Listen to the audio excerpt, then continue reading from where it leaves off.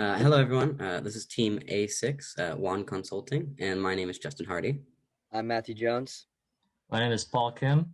My name is Brian Lee. My name is Katona Louie. And I'm Russell Morrison.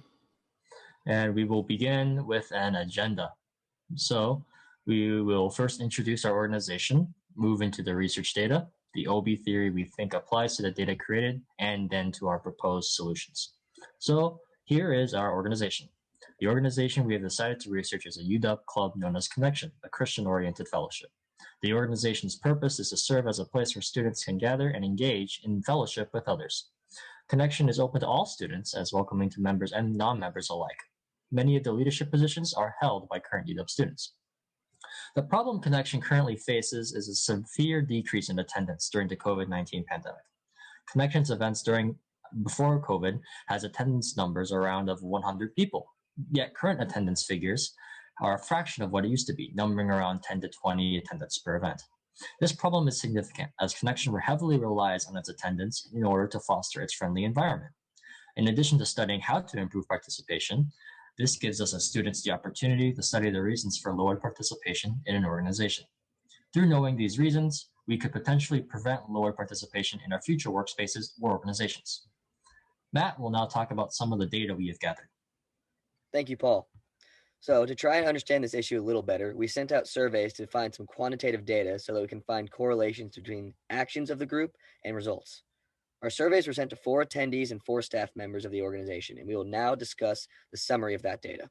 We first asked the individuals how many meetings they attended before COVID hit, and then asked how many meetings they have attended since. As you can see, all that answered attended most, if not all, the meetings before COVID-19. Now, half that responded with at least a 2 out of 5, showing that they have gone to maybe a couple meetings at most. Next, we look at how engaging the group is while on an online setting. They have relatively positive results. However, we got one response from a staff member saying that they strongly disagree with the statement given. This staff member has watched the transition from an in-person to online. So it speaks volumes to see someone who helped run the organization previously to dislike the current level of engagement. And that possibly will point us in the right direction in finding a solution to increasing engagement. Next, that leads us into our next piece of data. Participants were then asked if people openly express their opinion if they disagree with a certain decision. With this, just as many people agreed as did disagree with this statement. One participant even strongly disagreed. During this pandemic, it is a period of adapting to change for everyone, and the best way to try and satisfy all the members is to hear them all out and let their voices be heard before coming to a decision. If members are dissatisfied with the current state of the program and they don't also expect to be listened to, then they won't see any point in speaking out, and they could lose more members. Now back to Paul. We have also conducted a few interviews to gather more in-depth details on Connection and gather a larger perspective, which we simply cannot achieve with survey questions. One of the survey questions we asked our 3 leaders that we found for interviews was whether the leadership has taken organization efforts to keep members interested. Given to the 3 responses here, it has shown that there have been efforts to try and keep interest alive in the organization through leadership. Another question that we had asked our 3 staff members is what they believe needs to evolve in order to continue strong membership growth moving forward. It's clear to see from these 3 responses that there are a wide range of proposed solutions and no real similarities are noted between all 3 interviews. Our next interview question that we asked our 3 members was how often they seek feedback from members in the organization who aren't part of the leadership team. It is evident from our responses here that opportunities for feedback gathering seem limited. This must mean that either the organizational leadership does not provide enough opportunities for feedback or the organizational members are uncomfortable granting feedback. I will now pass it on to Russell to discuss the OB theory which we have applied to our organization. Considering how Connection's problem relates to the theory we have learned in our class, the first thing that we addressed was the motivation that members had pre-COVID and post-COVID to attend meetings and interact with the group. An OB theory that we saw had a high correlation with our problem was the expectancy theory. It states that an individual will choose their behaviors based on what they believe will lead to the most beneficial outcome. The 3 aspects of this theory are effort, performance, and rewards? Will my effort lead to high performance? Will that performance lead to outcomes? And do I find the outcomes desirable? Based on the data collected, we were able to see that COVID caused a massive decline in interest in participation.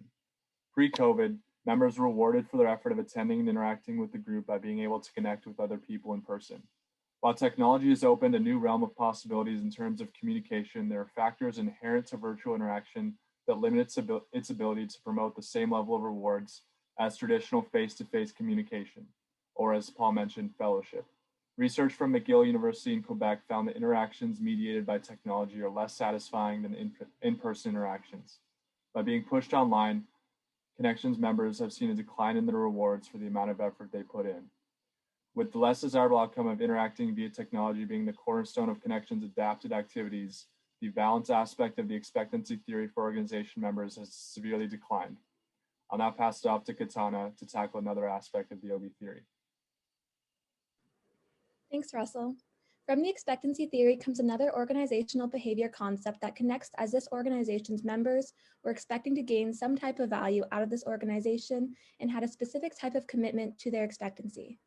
As the club participation rate decreased as a result of the pandemic, the type of commitment each member had towards the organization became easier to predict. While we were able to infer that in total, members experience each of the commitment types, we theorized that normative commitment was most prevalent throughout the group. An affective commitment to the group would be closer to an emotional connection within the organization, and as the club count dropped when activities went virtual, it was clear that members didn't have too strong of an emotional bond, or they would have been willing to stay for that particular reason that didn't have as much to do with the online transition. A continuance commitment deals with the cost and rewards of connecting with an organization, and the club members still would have had received most of these benefits of the community and involvement, even with the virtual atmosphere, which leads us to believe that the majority commitment to this organization had to do with normative commitment through the obligation of attending, as our primary research showed that the club count decreasing drastically and a weak virtual participation as it isn't as mandatory or expected to show up, especially as the virtual environment has granted more leniency. Members don't feel as if a debt is owed to their leaders or fellow club members as they don't ought to attend. And this ties back into the expectancy theory, as well as members are focused on directing their behavior towards certain outcomes, and they were expecting a different outcome from this organization that they didn't receive as a result of the pandemic to the club transitioning to an online community. Now we will propose our ideas for solving this issue within Connection. Thank you. After collecting this data, we have come up with solutions we believe will help solve Connections problems. We have designed one short-term and one long-term solution that we believe will allow the organization to get past pandemic difficulties it has been dealing with, getting members to interact and attend organizational meetings during this pandemic virtually. Most of the issues with the members seems to stem from members having concerns about whether they can receive anything meaningful out of attending virtual events with the club in the first place. Thus, both of our solutions put heavy emphasis on building a strong level of expectancy theory amongst members, as well as addressing the relatively lack of commitment they have towards the organization. To start, we have the long-term solution. Having a far more diversified set of events will be able to get members to attend the meetings more frequently and become more engaged in the club. Whether it be online during the pandemic or not, these events could be as small as just having some sort of group activity at every meeting, or as big as hosting game nights with members every once in a while. Such events would allow members to feel a greater connection amongst each other, as well as building a real commitment to the club itself. These events would allow members to feel more incentivized to attend and actually desire engagement with members and leaders of the club. This would allow members, both current and future, to find and build relationships with like-minded individuals and have desire to regularly attend meetings. Now I'm going to pass it to Brian for the short-term solution. Thanks, Justin. The short-term solutions that we believe would be best to have for the club leadership regularly take feedback from members and how they're feeling in relation to the ways in which the club is being run. This could be by conducting regular surveys or directly conversations between members and leaders on what they believe is the best way forward in the club. With members' voices being heard more frequently and believes that the club is reflective of their desired outcomes, by taking this solution, the leadership will be able to demonstrate that it understands the importance of members feeling comfortable with their voices being heard in the club. With this and the long-term solution, we feel that members will be more likely to attend meetings and more willing to join. This should help the club grow its membership and make members desire attending club meetings more. Overall, thank you for listening to our presentation. And for the next time, here is a list of references that we have listed.